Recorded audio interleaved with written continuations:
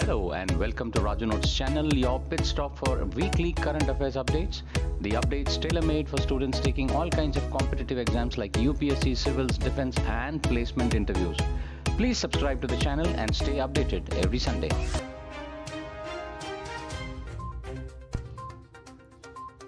India and Morocco this week signed an MOU on defense cooperation during the bilateral meeting between Defense Minister Rajnath Singh and Morocco's Defense Minister Abdeltif Loidi in Morocco's Rabat.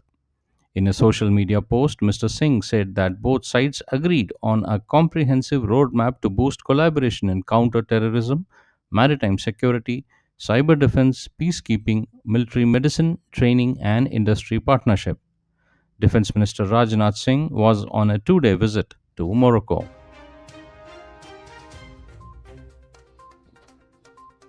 The Pakistani Air Force has conducted an airstrike in Khyber Pakhtunkhwa province, killing 30 people, including women and children.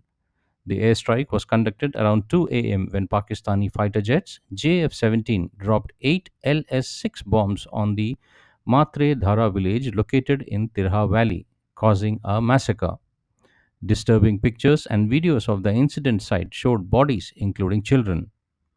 Reports indicated that the scene is one of devastation, with bodies strewn across homes and streets. International human rights organizations have called for an investigation into these allegations, urging protection of civilians and accountability of any violations. The Pakistani military and government are silent on this incident.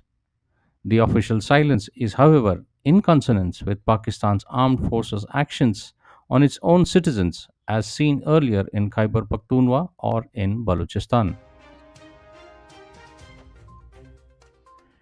Leaders of the African Union, the European Union, and the United Nations met at the United Nations headquarters in New York.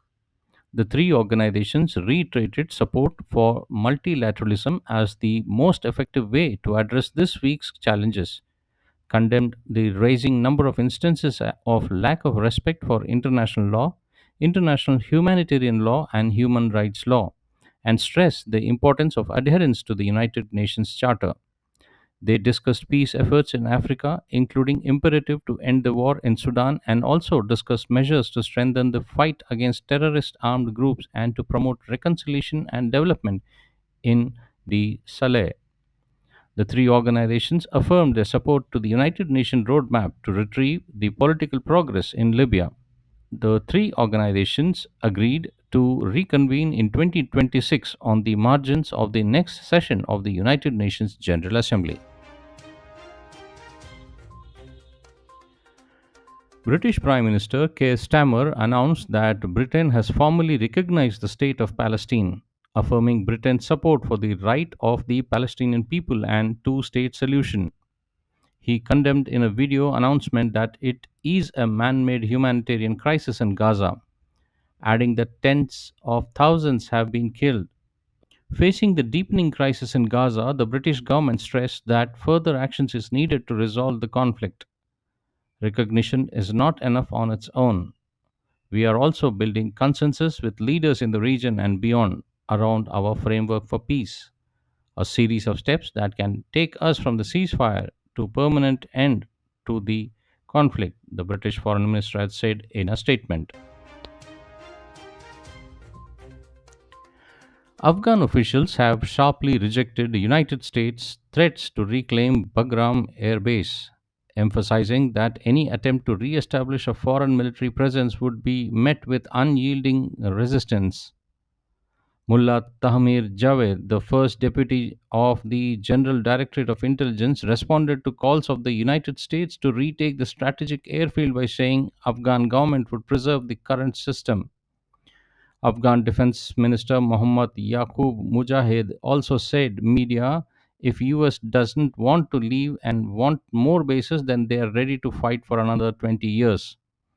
This reaction comes after US President Trump this week issued a stern warning to Afghanistan demanding the return of Bagram Air Base to United States. The Bagram Air Base, once the largest US military installation in Afghanistan, was taken over by Taliban after withdrawal of American forces in 2021.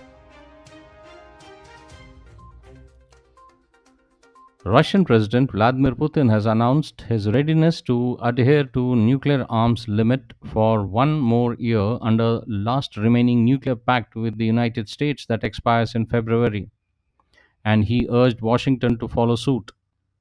Mr. Putin said allowing the new START agreement signed in 2010 will expire would be destabilizing and could fuel the proliferation of nuclear weapons.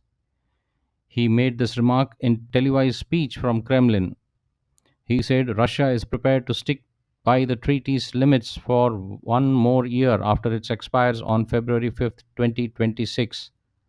The new START was signed by then US President Barack Obama and Russian counterpart Dmitry Medvedev to limit each other's countries to not more than 1,550 deployed nuclear warheads and 700 deployed missiles and bombers. The pact also stipulates the need for one site inspection to verify compliance.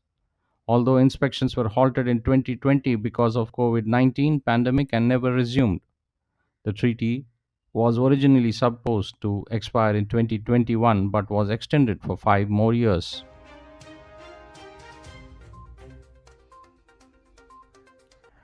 Ayushman Bharat Pradhan Mantri Jan Arogya Yojana completes 7 years together this week. Launched in September 2018 from Ranchi, it is the world's largest government funded health assurance scheme. The scheme has transformed healthcare in India, reaching over 55 crore beneficiaries. It provides 5 lakh annual health cover to families, enabling cashless and paperless treatment across the country. So far, more than 10.30 crore hospital admissions have been authorized under the scheme, translating to over 1.48 lakh crores worth of cashless care and significant savings for the patients. The beneficiary base was expanded to 12 crore families in 2022. ASHA workers, Anganwadi workers, and their families were included in 2024. From October last year, all senior citizens above 70 years of age have been bought under universal coverage through Ayushman Vaya Vandana card. Nearly 1 crore gig and platform workers also being added. With more than 1.8 lakh Ayushman Arogya Mandirs operating across the country, the initiative has strengthened universal health coverage and provided millions with safe, reliable, and dignified access to medical services.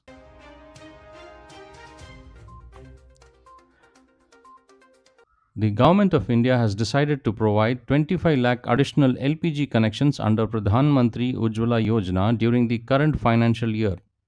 Extending greetings to women beneficiaries on the first day of Navratri, Prime Minister Narendra Modi said, this step of the government will not only bring them new joy on this sacred festival but also strengthen the resolve for women's empowerment.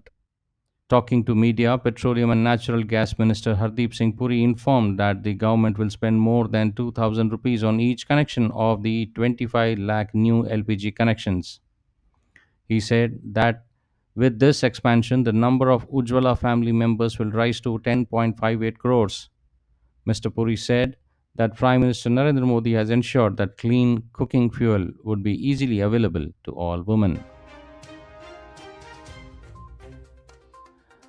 Chief of the Naval Staff Admiral Dinesh K. Tripathi called on Sri Lankan Prime Minister Dr. Harini Amarasurian in Colombo this week, wherein he held comprehensive talks on strengthening bilateral defense and maritime cooperation. The naval chief also engaged with senior defense officials and commanders from Sri Lankan Navy, Air Force, and Army to discuss advancing joint training, operational synergy, and participation in Indian hosted events like the Admiral's Cup, International Fleet Review, and Milan.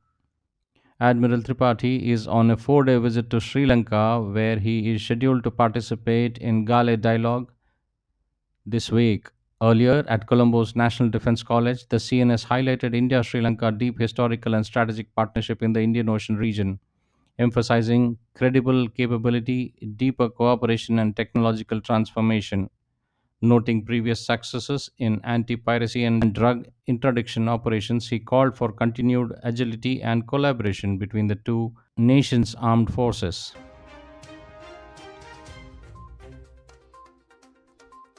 Defense Minister Rajnath Singh and his Moroccan counterpart Abdallah Laudi today jointly inaugurated Tata Advanced Systems Limited (TASL) defense manufacturing facility in Morocco. Describing the inauguration as a historic moment in evolving strategic partnership between India and Morocco, Mr. Singh said that the facility will undertake the production of indigenously developed wheeled armor platform jointly designed by TASL and Defense Research and Development Organization. Ministry of Defense said that under the contract, TASL will deliver these vehicles to Royal Moroccan Army with initial delivery scheduled to begin next month. This is the Kingdom of Morocco's largest defense manufacturing facility, marking the first such plant by an Indian private company in Africa. On the occasion, Defense Minister said that India's vision of Atmanirbhar Bharat will not merely be manufacturing its own needs but to develop capabilities that allow India to become a credible source of advanced technology and high quality products for the world. Mr. Singh said that this is not just an opening of a new plant but the beginning of a new chapter in long standing friendship between India and Morocco. Super typhoon Ragasa wreaked havoc in Taiwan, Hong Kong, and Philippines and South China, causing severe flooding and destruction of infrastructure. 17 people died and 18 were injured in Taiwan due to typhoonic Ragasa. It continues to batter Taiwan's eastern, northern, and southern coastal areas, bringing heavy rainfall. Four people lost their life in the Philippines and it altered life in southern China. Nearly 2 million people have been evacuated in southern China. Ragasa is moving gradually away from Hong Kong but continues to lash the city with hurricane force winds, the equivalent of Category 5 hurricane. Ragasa is the world's strongest storm this year and have been roaring over the South China Sea for days.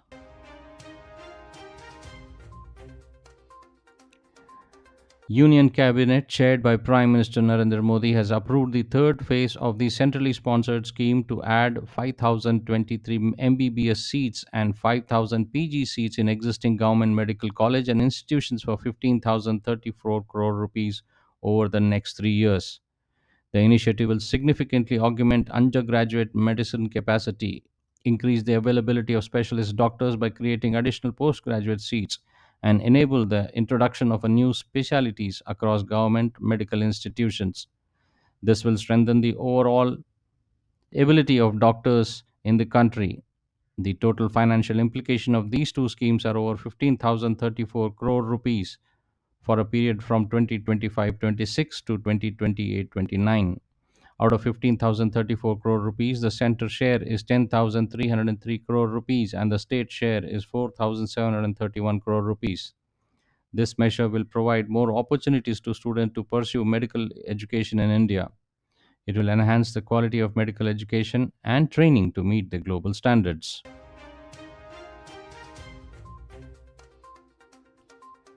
The Appointments Committee of the Cabinet (ACC) has approved the extension of service of General Anil Chauhan as Chief of Defence Staff (CDS), who shall also function as a Secretary to the Government of India, Department of Military Affairs up to 30th of May 2026 or until further orders.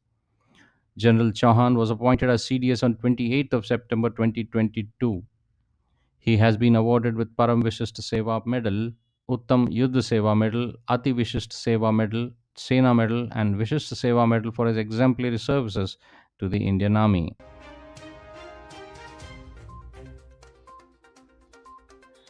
External Affairs Minister Dr. S. Jaishankar hosted a meeting of the foreign ministers of the Forum for Indo Pacific Island Cooperation (FIPIC) in New York.